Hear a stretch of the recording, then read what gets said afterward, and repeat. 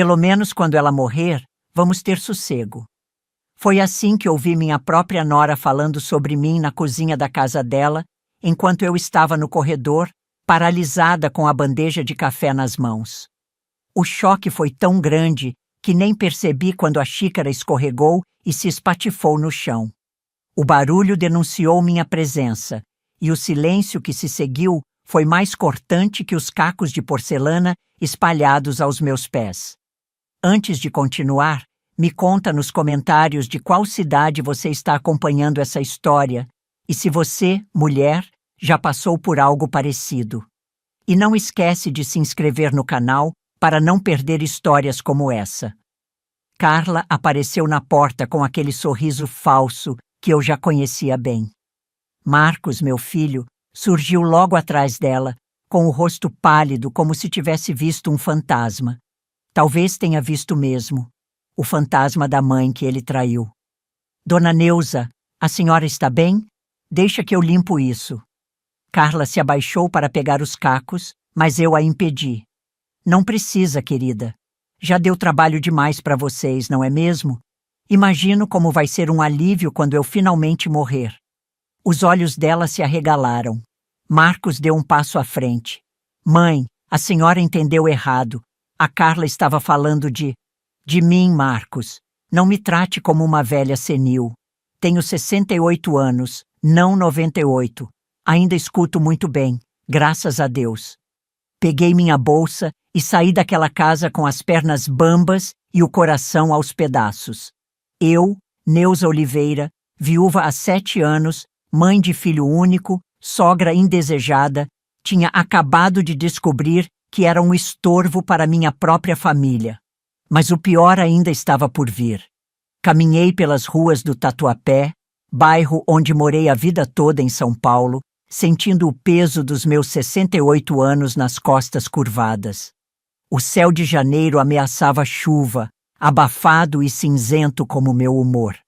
Passei pela padaria onde comprava pão desde que Marcos era criança, pelo posto de saúde onde tomava minhas vacinas, pela praça onde levava meu neto para brincar aos domingos. Tudo tão familiar e, de repente, tão estranho. Cheguei ao meu apartamento, pequeno, mas arrumado, com as plantas na varanda e o cheiro de café que nunca saía das paredes da cozinha. Joguei a bolsa no sofá e desabei junto. As lágrimas que segurei durante todo o caminho finalmente vieram, grossas e quentes, molhando minhas mãos enrugadas. Não era apenas a frase cruel que me doía, era o contexto. Há 3 anos, com o dinheiro que economizei a vida inteira trabalhando como professora, comprei uma casinha em Atibaia. Um sonho antigo, ter um lugar tranquilo para passar minha velhice, longe do barulho da capital, com um quintalzinho para plantar minhas ervas. Paguei à vista, com o suor do meu trabalho e a pensão que meu Antônio deixou. Mas, por praticidade, que ironia, coloquei no nome do Marcos.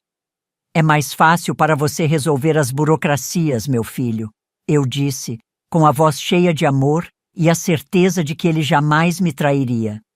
Agora, as peças se encaixavam. As visitas frequentes deles à casa de Atibaia. As conversas sussurradas que paravam quando eu entrava na sala. As perguntas sobre quanto o bairro tinha valorizado. Não era interesse, era cálculo. Eles estavam esperando eu morrer para vender minha casa. Ou pior, talvez nem esperassem tanto. O telefone tocou, interrompendo meus pensamentos sombrios. Era Marcos. Mãe, a senhora entendeu tudo errado.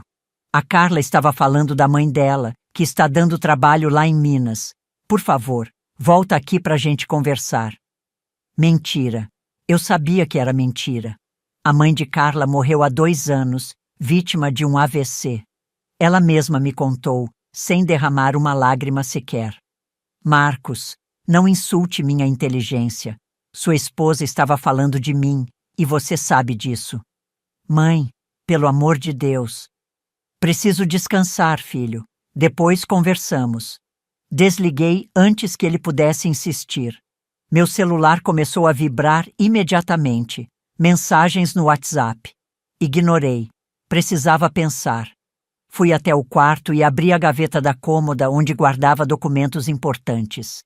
Encontrei a pasta com os papéis da casa de Atibaia, o contrato de compra e venda, amarelado nas bordas, os recibos dos pagamentos que fiz, e a escritura no nome de Marcos Oliveira. Meu filho, meu único filho. A dor deu lugar a algo mais frio, mais calculado. Uma raiva que eu não sabia que existia dentro de mim. Não era apenas uma casa, era minha segurança, meu futuro, minha independência. Era tudo que eu tinha construído para não depender de ninguém na velhice, e eles queriam tirar isso de mim. Naquela noite, não consegui dormir. Fiquei olhando para o teto, repassando cada momento dos últimos meses, cada conversa interrompida, cada olhar trocado entre Marcos e Carla. Como fui tão cega? Como não percebi que meu próprio filho estava compactuando com aquilo? E você, mulher? O que faria se descobrisse que seu próprio filho estava planejando se apropriar do que é seu por direito? Na manhã seguinte, o toque da campainha me arrancou de um sono agitado. Olhei no olho mágico. Era Dona Lúcia, minha vizinha de porta há mais de 40 anos. Uma mulher miúda, de cabelos brancos e olhos vivos como os de um passarinho. Neuza, pelo amor de Deus, você está bem? Ouvi você chorando ontem à noite, mas não quis incomodar. Abri a porta e a deixei entrar. Dona Lúcia era mais que uma vizinha. Era uma amiga, uma confidente. Viúva como eu, tinha criado 3 filhos sozinha e entendia as dores e alegrias da maternidade melhor que ninguém. Quer um café, Lúcia? Quero, mas primeiro quero saber o que aconteceu. Você não é de chorar à toa. Sentamos na pequena mesa da cozinha e, enquanto o café passava, enchendo o ambiente com seu aroma reconfortante, contei tudo. A conversa que ouvi, a descoberta terrível, a mentira descarada de Marcos. Dona Lúcia ouviu em silêncio, os lábios apertados em uma linha fina de desaprovação. Gente ruim sempre se entrega, Neuza. A gente só precisa dar um empurrãozinho. Ela pegou minha mão enrugada entre as suas, igualmente marcadas pelo tempo, e apertou com força surpreendente para alguém tão pequena. O que você quer dizer com isso, Lúcia? Que você não precisa aceitar isso calada. Meu sobrinho Paulo é advogado, lembra? Ele pode te ajudar a entender seus direitos. Essa casa é sua, você pagou por ela. Deve haver um jeito de protegê-la. Naquele mesmo dia, liguei para Paulo. Ele veio me visitar no fim da tarde, um homem sério de meia idade com óculos de armação grossa e uma pasta de couro surrada. Expliquei a situação, mostrando os documentos que tinha guardado. Dona Neuza, a situação é complicada, mas não impossível. A senhora tem todos os comprovantes de que pagou pela casa, certo? Assenti, mostrando os recibos cuidadosamente organizados. E a intenção sempre foi que a casa fosse sua, para seu uso e benefício, correto? Seu filho apenas figurava como proprietário por uma questão prática? Exatamente. Nunca pensei que ele pudesse. Que eles pudessem. Minha voz falhou. Paulo ajustou os óculos, desconfortável com minha emoção. Entendo. Bem, existem algumas possibilidades jurídicas. Podemos entrar com uma ação de reconhecimento de propriedade baseada no conceito de simulação relativa, ou seja, argumentar que houve um acordo tácito de que, embora no nome dele, a casa era de fato sua. E isso funciona? Pode funcionar, mas seria um processo longo e desgastante. E, sinceramente, exporia problemas familiares em público, o que nem sempre é o ideal. Ele fez uma pausa, pensativo. Há outra abordagem possível. A senhora poderia tentar resolver isso diretamente com seu filho, com uma estratégia mais, digamos, psicológica. Como assim? Às vezes, a ameaça de exposição pública é mais eficaz que a exposição em si. Ninguém quer ser visto como o filho que roubou a casa da própria mãe, entende? Entendi perfeitamente. Paulo estava sugerindo que eu usasse o medo da vergonha social como arma. Era manipulador? Sim. Era justo? Também. Depois que ele saiu, fiquei sentada na varanda, observando a noite cair sobre São Paulo. As luzes da cidade piscavam como estrelas artificiais, e o barulho do trânsito era uma sinfonia urbana ao fundo.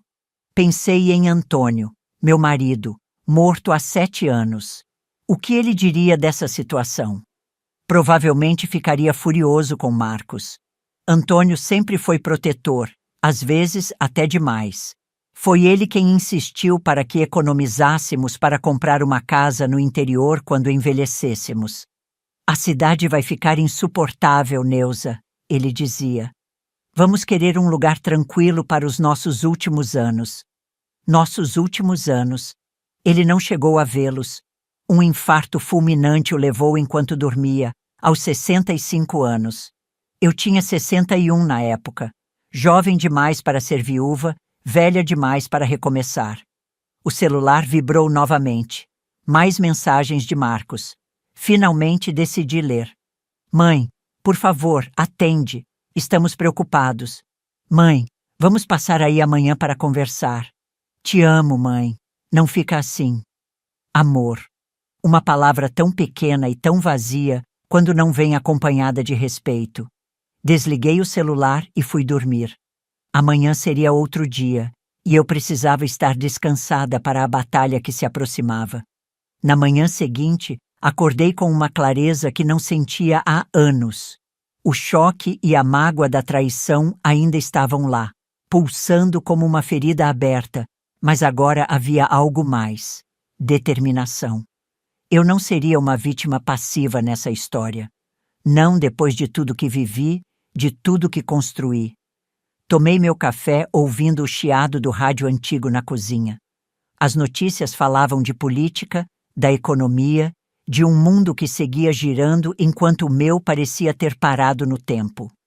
Pensei no conselho de Paulo, o advogado. A estratégia psicológica. Usar o medo da exposição social como arma. O telefone tocou às 9 em ponto. Era Marcos. Mãe, estamos indo aí. Precisamos conversar. Não, Marcos, hoje não. Tenho compromisso. Que compromisso? A senhora nunca sai de casa. A irritação na voz dele era palpável. Como se eu fosse uma criança difícil, como se minha vida se resumisse às 4 paredes do apartamento. Mais um sinal de como ele me via. Uma velha sem vida própria, sem vontades, sem direitos. Vou me encontrar com o Paulo, o sobrinho da Lúcia. Você se lembra dele? É advogado. Silêncio do outro lado da linha. Quase pude ouvir as engrenagens girando na cabeça dele. Advogado? Por quê? Aconteceu alguma coisa? Nada que você já não saiba, filho. Tenho algumas dúvidas sobre a casa de Atibaia, sobre como proteger o que é meu. Mais silêncio. Depois a voz dele, agora cautelosa. Mãe, não precisa disso. Aquela casa é sua, sempre foi. Eu jamais. Conversamos depois, Marcos. Tenho que me arrumar agora. Desliguei antes que ele pudesse protestar. Na verdade, não tinha encontro marcado com Paulo, mas Marcos não precisava saber disso. A semente da dúvida estava plantada. Agora era deixá-la germinar. Passei o dia reorganizando meus documentos, fazendo cópias, preparando-me para qualquer cenário. À tarde, recebi uma visita inesperada. Carla, sozinha. Ela estava impecável como sempre. Cabelo perfeitamente arrumado, maquiagem discreta, roupas caras, mas não ostensivas. O perfume adocicado que usava invadiu meu apartamento assim que abri a porta. Dona Neuza, podemos conversar? Deixei-a entrar, observando como ela examinava o ambiente com aqueles olhos calculistas. Meu apartamento era simples, mas arrumado. Nada de luxos, apenas o conforto básico de quem viveu uma vida de classe média, economizando cada centavo. Aceita um café, Carla? Não, obrigada. Vim só para esclarecer o mal-entendido de ontem. Sentamos na sala, frente a frente. Eu no sofá, gasto pelo tempo. Ela na poltrona que pertenceu ao meu Antônio. Havia algo de profundamente simbólico naquela disposição. Marcos me contou que a senhora está consultando um advogado. Sinceramente, não entendo por quê. Somos família. Família. Repeti a palavra, sentindo seu peso. Família não planeja vender a casa da matriarca pelas costas, Carla. O rosto dela empalideceu levemente, mas ela manteve a compostura. A senhora está confundindo as coisas. Eu estava falando da minha mãe ao telefone, não de você. Sua mãe morreu há 2 anos, Carla. Você mesma me contou. Ela piscou, pega de surpresa. Por um instante, vi o pânico em seus olhos, rapidamente substituído por uma expressão controlada. Era da minha tia que eu estava falando. Ela está doente, com Alzheimer, e está sendo difícil para todos. Mentira. Mais uma mentira descarada. Senti uma onda de indignação subir pelo meu peito, mas mantive a voz calma. Entendo. E essa conversa sobre vender logo e aproveitar a valorização? Também era sobre sua tia? Carla ajustou a postura, cruzando as pernas elegantemente. Uma tática para ganhar tempo, percebi. Dona Neuza, acho que a senhora interpretou mal o que ouviu. Estávamos falando de um investimento que fizemos, um terreno, nada relacionado à senhora ou à casa de Atibaia. Que coincidência interessante, não? Vocês têm visitado muito aquela casa ultimamente. Chegaram a levar um corretor lá semana passada? Isso era um blefe da minha parte. Não sabia se tinham levado um corretor, mas pela expressão de Carla, acertei em cheio. Como a senhora. Tenho amigos em Atibaia, querida. Pessoas que se preocupam comigo, que me contam quando veem estranhos visitando minha propriedade. Outro blefe. Não tinha amigos em Atibaia além de um casal de idosos que morava 2 ruas abaixo e que certamente não estava me espionando. Mas Carla não precisava saber disso. Ela se levantou, ajeitando a saia com movimentos nervosos. Dona Neuza, acho melhor conversarmos quando a senhora estiver mais calma. Está criando teorias da conspiração. Não estou criando nada, Carla. Estou defendendo o que é meu.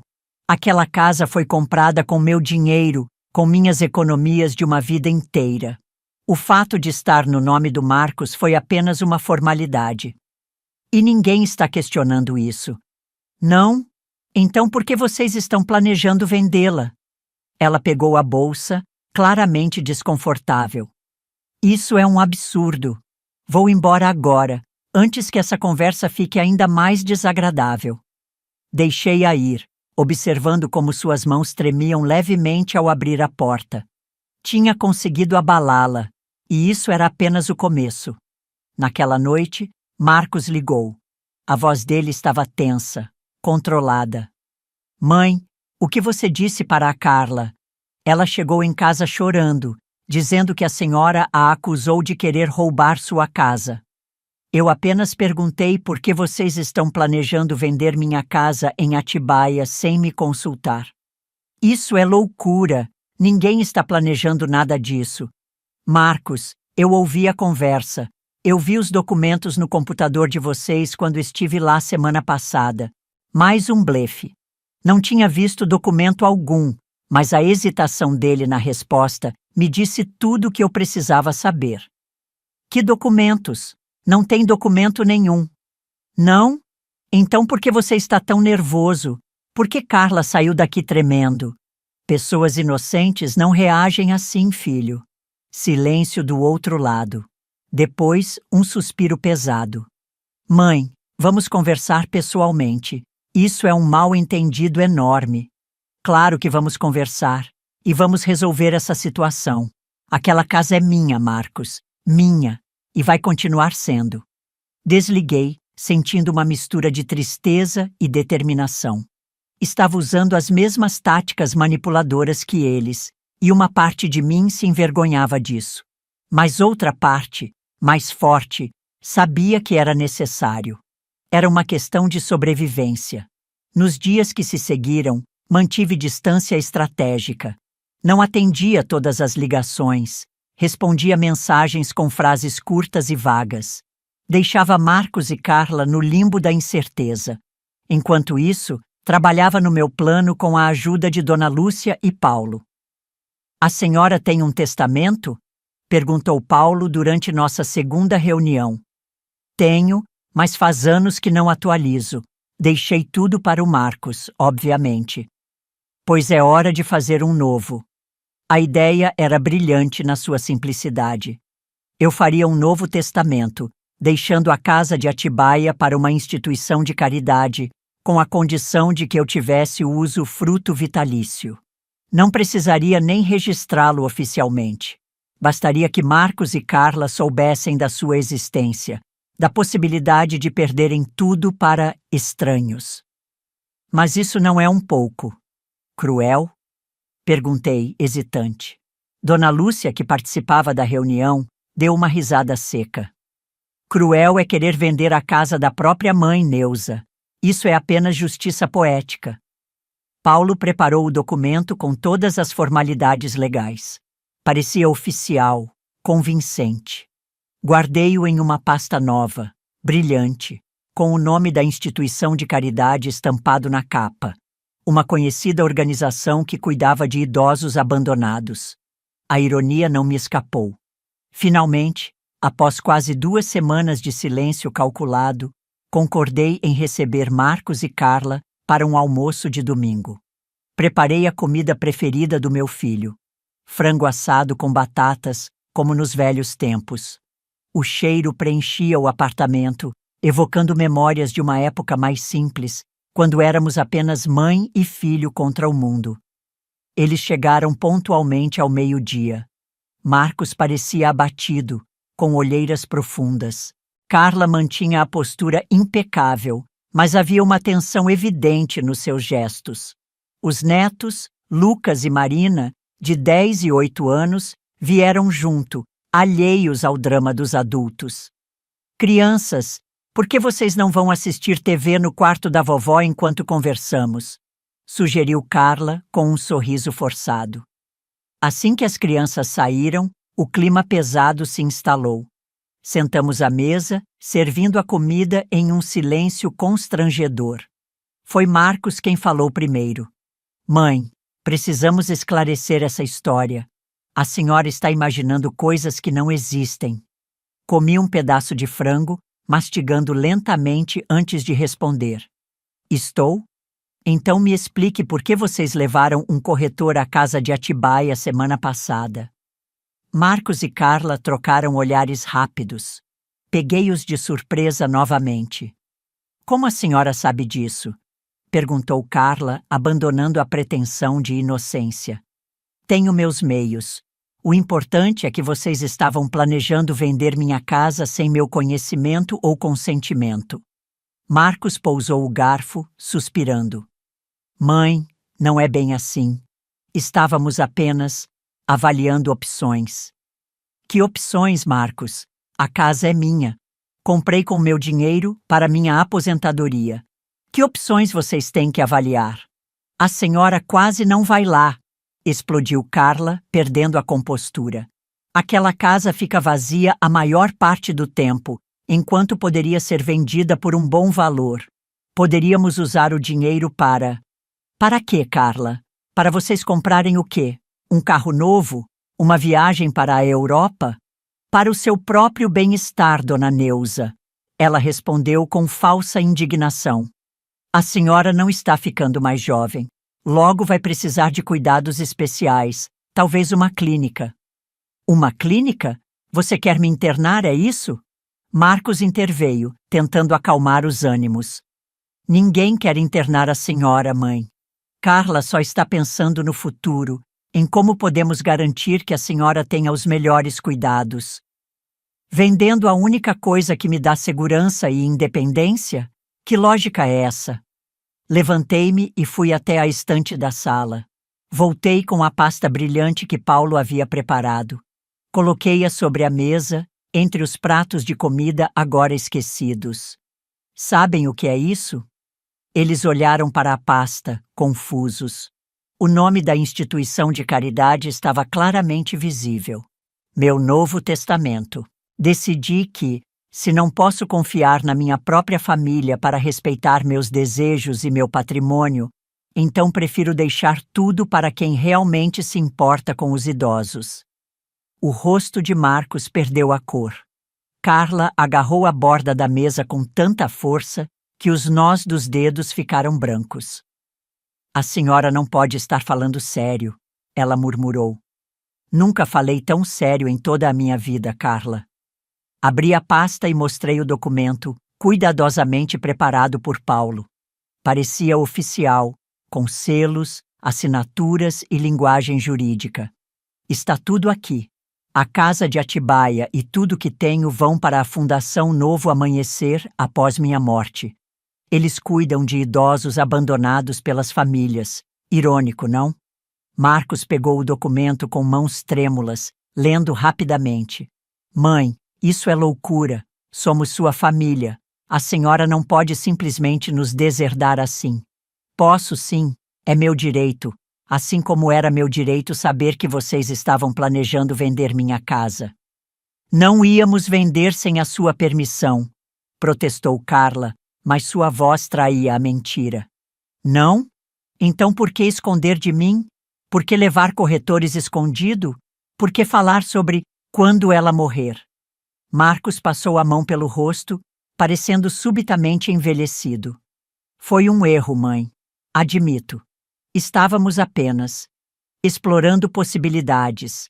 A casa está valorizada e pensamos que talvez fosse melhor convertê-la em um investimento mais líquido para o seu próprio benefício. Meu benefício seria ter minha casa, Marcos. O lugar que escolhi para passar meus últimos anos. O lugar que comprei com o suor do meu trabalho. Carla, recuperando a compostura, tentou uma abordagem diferente. Dona Neuza, entendo sua frustração. Realmente deveríamos ter conversado com a senhora primeiro. Mas deserdar seu próprio filho, seus netos, por um mal-entendido? Mal-entendido? Vocês estavam planejando me tirar a única coisa que me dá segurança na velhice. Isso não é mal-entendido, é traição. A palavra pairou no ar como uma nuvem tóxica. Traição. A pior coisa que se pode fazer a alguém que confia em você. E quanto aos meus netos? Eles não têm culpa disso. Não, não têm. Por isso deixei uma pequena provisão para a educação deles. Está especificado no documento. O restante vai para a fundação. Isso também era um blefe. Não havia provisão alguma, mas eles não precisavam saber. Marcos colocou o documento de volta na mesa, derrotado. O que podemos fazer para consertar isso, mãe? Diga-nos. Era o momento que eu esperava. A rendição. Agora eu ditaria os termos. Primeiro, quero a casa de volta no meu nome. Imediatamente. Segundo, quero um pedido formal de desculpas, de vocês dois. Terceiro, quero respeito. Não sou uma velha senil que pode ser manipulada e descartada quando conveniente. Carla abriu a boca para protestar, mas Marcos a silenciou com um olhar. Tudo bem, mãe. Faremos a transferência da casa de volta para seu nome. E, sinceramente, pedimos desculpas. Foi um erro terrível. E quanto ao testamento? Perguntou Carla, incapaz de esconder sua preocupação com o dinheiro. Isso dependerá de vocês, de como me tratarem daqui para frente, de como respeitarem minhas decisões e minha autonomia. Naquele momento, ouvi as crianças rindo no quarto. O som inocente contrastava com a tensão pesada da sala. Pensei em como seria triste se elas crescessem vendo a avó como um fardo, como um obstáculo a ser removido. Não, eu não permitiria isso. Nos dias que se seguiram, Marcos agiu com surpreendente eficiência. Contratou um advogado para preparar a transferência da casa de volta para meu nome. Carla manteve distância, aparecendo apenas quando absolutamente necessário, com um sorriso forçado e olhos que não escondiam o ressentimento. Eu sabia que tinha vencido a batalha, mas a guerra pelo respeito, pelo reconhecimento do meu valor como pessoa, como mãe, essa estava longe de terminar. Uma semana depois da confrontação, recebi uma ligação inesperada. Era Júlia, a irmã mais nova de Carla, com quem eu sempre tive um relacionamento cordial, mas distante. Dona Neuza, podemos nos encontrar para um café? Tem algo que acho que a senhora deveria saber. Encontramo-nos em uma padaria perto do meu apartamento. Júlia parecia nervosa, mexendo constantemente no açucareiro enquanto falava. Carla está furiosa com a senhora. Nunca a vi tão brava. Ela tinha grandes planos para aquele dinheiro da casa. Que planos? Eles estão com problemas financeiros. Marcos fez alguns investimentos ruins, perdeu muito dinheiro. A casa em Atibaia seria a salvação deles. Senti um aperto no peito. Meu filho estava com problemas e não me contou? Preferiu tentar me enganar a pedir ajuda? Por que você está me contando isso, Júlia? Ela hesitou, olhando para a xícara de café como se ali estivessem todas as respostas. Porque não concordo com o que eles fizeram. E por quê? Bem, Carla está planejando algo.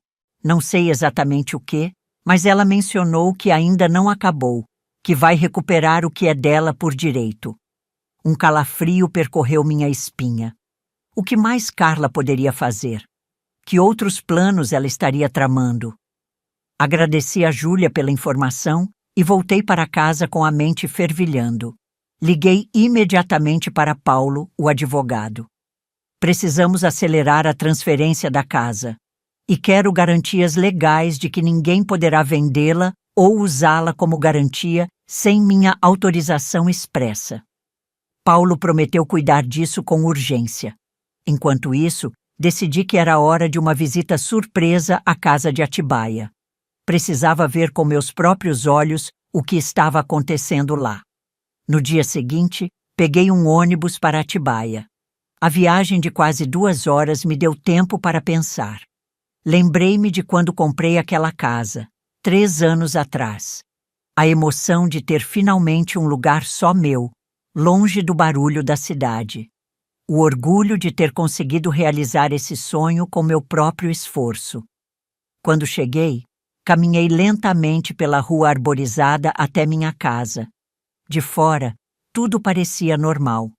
O jardim estava um pouco descuidado. Eu não tinha ido lá nas últimas semanas, mas a estrutura estava intacta. Usei minha chave para entrar e fui recebida pelo cheiro de mofo e abandono. Claramente, ninguém tinha estado lá recentemente. Ou pelo menos era o que parecia, até eu entrar no escritório. A gaveta onde eu guardava documentos importantes estava aberta e vazia. Meu coração disparou. O que tinham levado? O que estavam procando? Vasculhei a casa inteira, procurando por outros sinais de invasão ou roubo. Nada parecia fora do lugar, exceto aquela gaveta. Sentei-me na varanda, tentando acalmar meus pensamentos. O que Carla estaria planejando? Que documentos ela poderia querer? E então me lembrei. As escrituras originais da casa. Eu tinha guardado cópias no meu apartamento em São Paulo, mas os originais estavam aqui. Documentos que poderiam ser usados para contestar a transferência da propriedade de volta para meu nome. Liguei para Paulo imediatamente. Eles pegaram os documentos originais. Isso pode atrapalhar o processo de transferência? Pode complicar um pouco, mas não impedir. Temos as cópias e podemos solicitar segundas vias. O importante é agir rápido. Voltei para São Paulo naquela mesma tarde, com uma sensação de urgência que não sentia há anos. A batalha estava longe de terminar e eu precisava estar preparada para o próximo movimento de Carla. Quando cheguei ao meu apartamento, encontrei Marcos esperando na porta. Ele parecia abatido, com olheiras profundas e a barba por fazer. Mãe, onde a senhora estava? Estive ligando o dia todo. Fui a Atibaia. Alguém entrou na casa e levou documentos importantes. Ele empalideceu visivelmente. A senhora acha que foi a Carla? A pergunta me pegou de surpresa. Esperava negação, defesa da esposa, qualquer coisa menos essa quase admissão de culpa. Você sabe de algo que eu deveria saber, Marcos? Ele passou a mão pelo rosto, num gesto de cansaço infinito. Posso entrar? Precisamos conversar. Sentamos na sala como tantas vezes antes, mas agora havia um abismo entre nós. Meu filho, meu único filho, parecia um estranho sentado à minha frente. Carla e eu estamos nos separando, ele disse finalmente. As coisas não estão bem há muito tempo, mas essa história da casa foi a gota d'água. Senti uma mistura confusa de emoções. Alívio por ele estar se afastando daquela mulher manipuladora. Tristeza pelo fim do casamento. Culpa por ter sido, de alguma forma, o catalisador. Sinto muito, filho. Não sinta. Deveria ter acontecido há muito tempo. Carla. Ela não é quem eu pensava que fosse quando nos casamos. Ela está obcecada com dinheiro, com status. Nada é suficiente. E as crianças? Estão comigo por enquanto. Carla saiu de casa ontem depois de uma briga terrível. Sobre a casa de Atibaia? Ele assentiu, desviando o olhar. Ela queria que eu contestasse a transferência. Disse que tínhamos direito àquele dinheiro, que você estava sendo egoísta. Eu me recusei.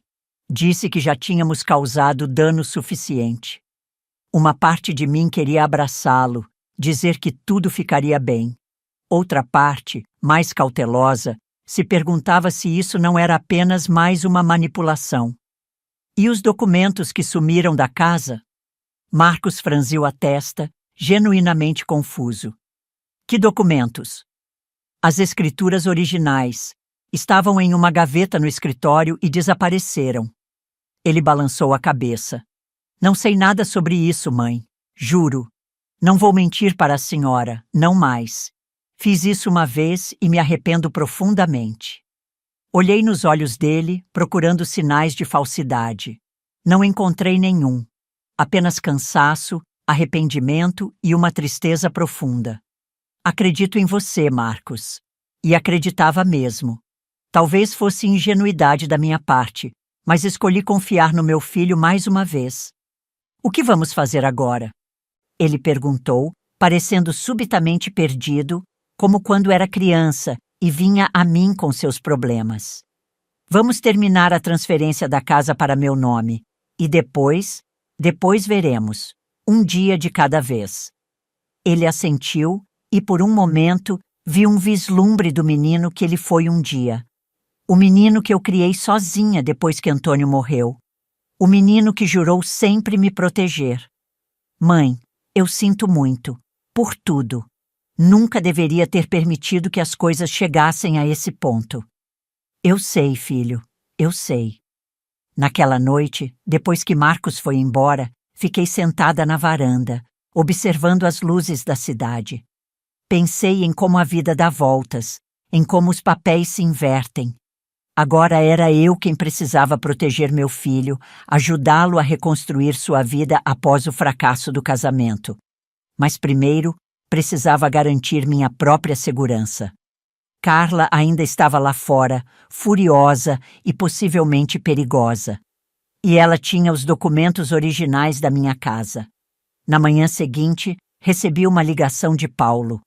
Sua voz estava tensa, urgente. Dona Neuza, temos um problema. Carla entrou com uma contestação à transferência da propriedade. Ela alega que a casa foi comprada com dinheiro do casal, não apenas com recursos da senhora. Senti o sangue gelar nas veias. Isso é mentira. Comprei aquela casa com minhas economias e a pensão do Antônio. Marcos e Carla não contribuíram com 1 centavo sequer. Eu sei, dona Neuza, mas ela apresentou alguns documentos, recibos, transferências bancárias que parecem indicar o contrário. Documentos falsos, ela deve ter falsificado. Provavelmente, mas isso vai complicar o processo. Vamos precisar de provas concretas de que o dinheiro era exclusivamente seu. Desliguei o telefone com as mãos trêmulas. Carla tinha ido longe demais. Falsificar documentos era crime. Ela estava disposta a arriscar tudo por aquela casa. Liguei para Marcos imediatamente. Sua ex-esposa falsificou documentos para contestar a transferência da casa. Ela alega que vocês ajudaram a pagar por ela. Silêncio do outro lado da linha. Depois, um suspiro pesado. Mãe, eu sabia que ela estava planejando algo, mas não imaginei que chegaria a esse ponto. Você precisa falar com ela, Marcos. Isso é crime. Ela pode ir para a cadeia por falsificação de documentos. Vou tentar, mãe. Mas Carla não está raciocinando direito. Ela está obcecada com essa casa, com o dinheiro que poderia conseguir com a venda.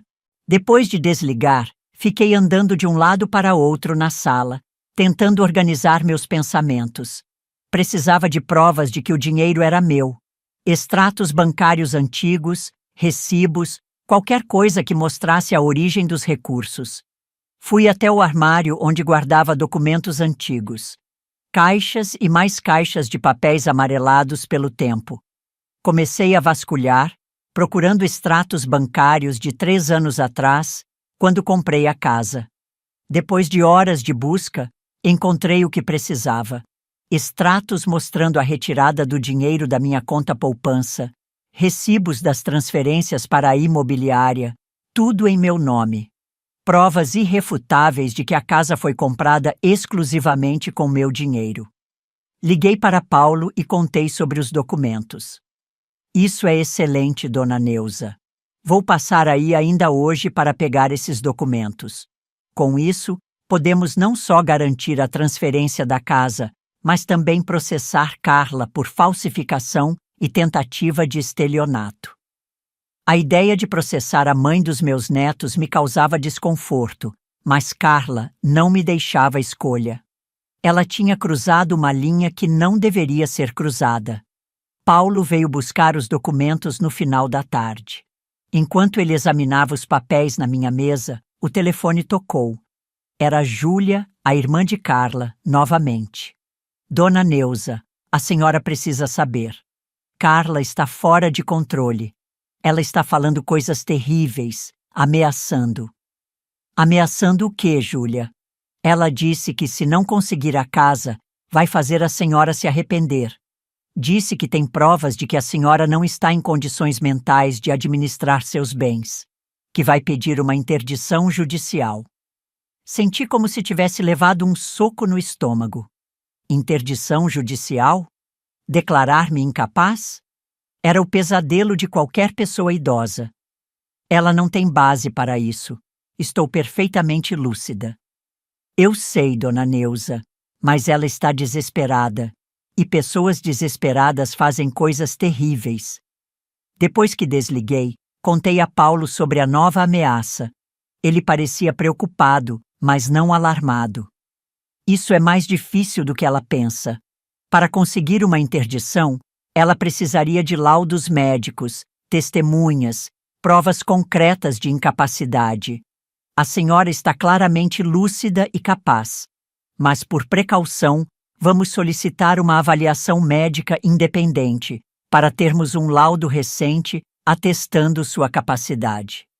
Nos dias que se seguiram, vivi em um estado constante de alerta. Cada telefonema, cada batida na porta me fazia saltar. A ideia de que Carla pudesse estar tramando para me declarar incapaz me aterrorizava mais do que qualquer outra coisa. Fiz a avaliação médica que Paulo sugeriu. O médico, um geriatra respeitado, atestou que eu estava em pleno gozo das minhas faculdades mentais, sem qualquer sinal de demência ou incapacidade cognitiva. Um alívio, mas ainda assim a ameaça pairava no ar. Uma semana depois, recebi uma notificação judicial. Carla havia mesmo entrado com um pedido de interdição, alegando que eu sofria de episódios de confusão mental e paranoia, que estava fazendo acusações infundadas contra familiares e que era incapaz de gerir meu patrimônio. Liguei para Paulo em pânico. Ela realmente fez isso. Como ela pode mentir assim? Mantenha a calma, dona Neuza. Isso era esperado. Temos o laudo médico recente e vamos contestar veementemente. Além disso, vamos contra-atacar com o processo por falsificação de documentos. Mas o dano já estava feito. O simples fato de existir um processo de interdição contra mim já manchava minha reputação, já lançava dúvidas sobre minha capacidade. Senti-me humilhada, violada na minha dignidade mais básica. Marcos veio me visitar assim que soube da notificação. Ele estava lívido de raiva. Não posso acreditar que ela chegou a esse ponto. Isso é desumano. Seu casamento deve ter sido um inferno, filho. Ele deu um sorriso triste. Foi nos últimos anos, mas eu também tenho culpa. Fui fraco, permissivo. Deixei que ela controlasse tudo, inclusive meu relacionamento com a senhora. Sentamos lado a lado no sofá, como nos velhos tempos. Havia tanto a dizer, tantas mágoas a curar, mas naquele momento apenas o silêncio parecia adequado. O que vamos fazer agora? Perguntei finalmente. Vamos lutar, mãe, juntos desta vez. Vou testemunhar a seu favor, contar tudo sobre os planos de Carla, sobre como ela manipulou a situação. Olhei para meu filho, vendo nele pela primeira vez em muito tempo o homem que eu sempre esperei que ele se tornasse. Forte, íntegro, protetor. Obrigada, Marcos. Não me agradeça, mãe. Estou apenas fazendo o que deveria ter feito desde o início, ficar ao seu lado. A audiência para o pedido de interdição foi marcada para 2 semanas depois. Paulo me preparou meticulosamente, explicando como seria o processo, que perguntas o juiz poderia fazer, como eu deveria me comportar. O mais importante é manter a calma e a lucidez. Responda com clareza, sem emoção excessiva. Mostre que está perfeitamente capaz de tomar suas próprias decisões. Nos dias que antecederam a audiência, recebi um apoio inesperado. Vizinhos, amigos antigos, até mesmo alguns parentes distantes ligaram ou vieram me visitar, oferecendo solidariedade. A notícia do pedido de interdição tinha se espalhado e a reação geral era de indignação. Como alguém poderia fazer isso com uma senhora respeitável como eu? Dona Lúcia, minha fiel vizinha, organizou um pequeno grupo de apoio. Elas viriam comigo à audiência, como testemunhas do meu caráter e capacidade. Vamos mostrar àquela juíza que você tem uma rede de apoio, que não está sozinha, disse Dona Lúcia, com sua determinação característica. Na véspera da audiência, recebi uma visita surpresa. Júlia, a irmã de Carla. Vim dizer que vou testemunhar a seu favor amanhã, ela anunciou assim que entrou no meu apartamento. Não posso ficar calada vendo minha irmã fazer essa crueldade. Fiquei emocionada com seu gesto. Sabia que isso significava uma ruptura definitiva com Carla, um preço alto a pagar. Tem certeza, Júlia? Sua irmã nunca vai te perdoar. Tenho. Algumas coisas são mais importantes que laços de sangue. A justiça é uma delas. Naquela noite, não consegui dormir. Ficava imaginando o tribunal, o juiz, Carla com seu olhar acusador. E se o juiz acreditasse nela? E se eu fosse declarada incapaz? Perderia não apenas minha casa, mas minha autonomia, minha dignidade, tudo que me restava. A manhã da audiência chegou com um céu cinzento, ameaçando chuva. Vesti-me com cuidado. Um vestido azul marinho discreto, brincos pequenos de pérola que Antônio me deu em nosso aniversário de 25 anos, um casaco leve. Queria parecer exatamente o que era, uma senhora respeitável, lúcida e capaz. Paulo veio me buscar pontualmente às 9 horas. No carro, ele fez as últimas recomendações. Lembre-se, calma e clareza. O juiz vai fazer perguntas para avaliar sua capacidade cognitiva. Responda com honestidade, sem pressa. Chegamos ao fórum e encontramos o grupo de apoio esperando na entrada. Dona Lúcia, 3 outras vizinhas, minha antiga colega de trabalho Helena e, para minha surpresa, 2 ex-alunos que souberam do caso e vieram oferecer solidariedade. Professora Neuza, a senhora nos ensinou a lutar pelo que é certo. Agora estamos aqui para apoiá-la, disse Rodrigo. Hoje, um homem de quase 40 anos, que foi meu aluno quando tinha apenas 10. Entramos juntos no prédio imponente do fórum. Nos corredores frios e impessoais, avistei Carla, acompanhada de seu advogado. Ela estava impecavelmente vestida, como sempre, mas havia algo diferente em seus olhos, um brilho febril, quase maníaco. Marcos chegou logo depois, acompanhado dos filhos. Fiquei surpresa ao ver as crianças ali. Elas insistiram em vir apoiar a vovó, explicou ele com um sorriso triste. A sala de audiências era menor do que eu imaginava, com bancos de madeira escura e um ar solene. O juiz, um homem de meia idade com expressão séria, entrou e todos se levantaram. A audiência começou com as alegações iniciais. O advogado de Carla apresentou seu caso, descrevendo-me como uma senhora confusa, paranoica, que fazia acusações infundadas contra familiares e era incapaz de tomar decisões financeiras responsáveis. A senhora Neuza Oliveira acusa a própria nora de tentar roubar sua casa, quando, na verdade, a família apenas tentava ajudá-la a gerenciar melhor seus recursos na velhice, argumentou ele, com uma voz suave e convincente. Paulo, por sua vez, apresentou um retrato completamente diferente. Uma senhora lúcida, independente, que descobriu um plano real para vender sua propriedade sem seu consentimento e reagiu de forma apropriada para proteger seus direitos.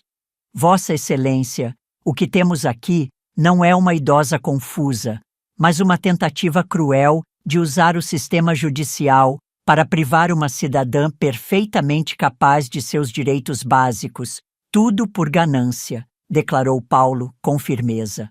O juiz ouviu ambos os lados com expressão neutra, fazendo anotações ocasionais. Depois, chamou-me para depor. Sentei-me na cadeira indicada, sentindo todos os olhares sobre mim. O juiz começou com perguntas simples. Meu nome completo, data de nascimento, endereço.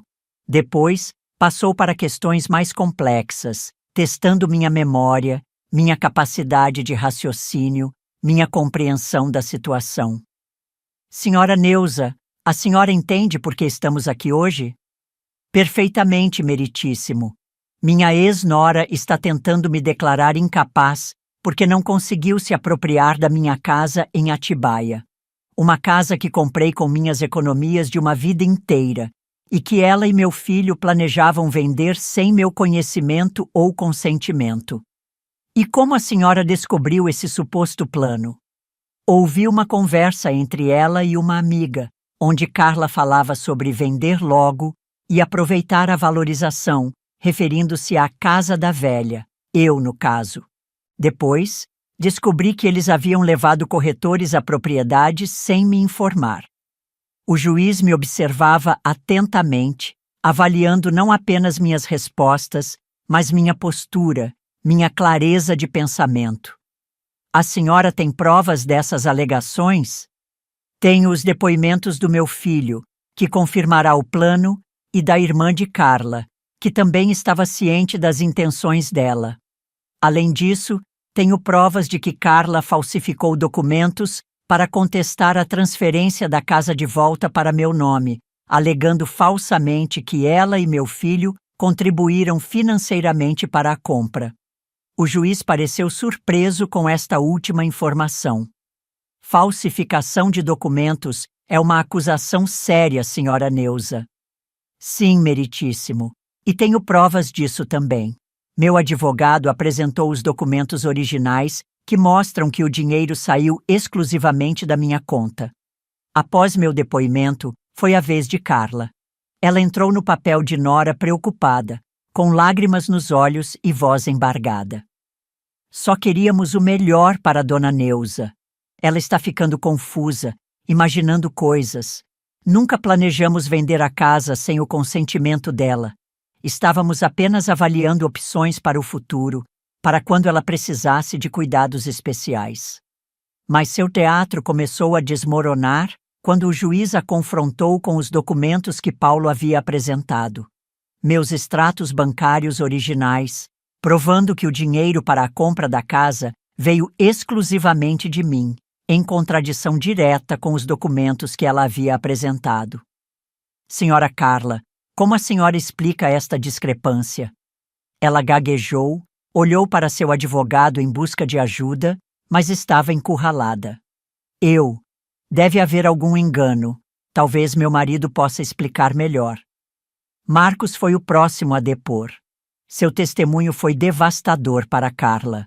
Ele confirmou tudo: o plano de vender a casa, a falsificação dos documentos, a obsessão dela com o dinheiro.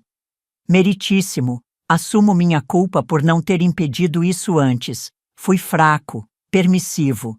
Mas minha mãe está perfeitamente lúcida e capaz. Este pedido de interdição é apenas uma vingança cruel porque ela nos impediu de nos apropriarmos do que é dela por direito. Júlia veio em seguida, corroborando o testemunho de Marcos e acrescentando detalhes sobre como Carla havia planejado tudo meticulosamente. Minha irmã chegou a dizer que, se não conseguisse a casa, iria destruir a velha. Foram suas palavras exatas, meritíssimo. Por fim, o médico que me avaliou apresentou seu laudo, atestando minha plena capacidade mental. Dona Lúcia e outros vizinhos testemunharam sobre minha independência, lucidez e atividade constante na comunidade. Ao final da audiência, o juiz retirou-se para deliberar. A sala ficou em silêncio tenso. Carla sentou-se isolada em um canto, evitada até por seu próprio advogado, que parecia desconfortável com o rumo que o caso havia tomado. Quando o juiz retornou, seu semblante estava grave. Este tribunal rejeita veementemente o pedido de interdição da senhora, Neuza Oliveira. Não apenas não há evidências de incapacidade, como ficou claro que este processo foi movido com má-fé, como retaliação por ela ter defendido legitimamente seus direitos de propriedade. Senti um alívio tão grande que minhas pernas fraquejaram. Marcos segurou meu braço, dando-me apoio. Além disso, continuou o juiz, este tribunal encaminhará os documentos apresentados pela senhora Carla Oliveira ao Ministério Público para investigação de possível crime de falsificação de documentos e tentativa de estelionato. Carla levantou-se, pálida como um fantasma. Meritíssimo, eu nunca. Silêncio, ordenou o juiz. A senhora terá a oportunidade de se defender no processo apropriado. Esta audiência está encerrada. Saímos do fórum sob uma chuva fina que começava a cair. Mas para mim, era como se o sol estivesse brilhando. Tinha recuperado não apenas minha casa, mas minha dignidade, meu direito de ser respeitada como a mulher capaz que sempre fui. Marcos me abraçou forte, com os filhos agarrados às nossas pernas. Acabou, mãe. Finalmente acabou. Mas eu sabia que não era bem assim. Algo tinha acabado, sim. A ameaça imediata à minha autonomia, o risco de perder minha casa. Mas outra coisa estava apenas começando. Uma nova fase da minha vida, onde eu teria que reconstruir minha relação com meu filho, conhecer meus netos de verdade, redescobrir quem eu era além de mãe, sogra, avó. Não acabou, filho. Está apenas começando. Hoje, 4 anos depois, sentada na varanda da minha casa em Atibaia, observo o jardim que plantei com minhas próprias mãos.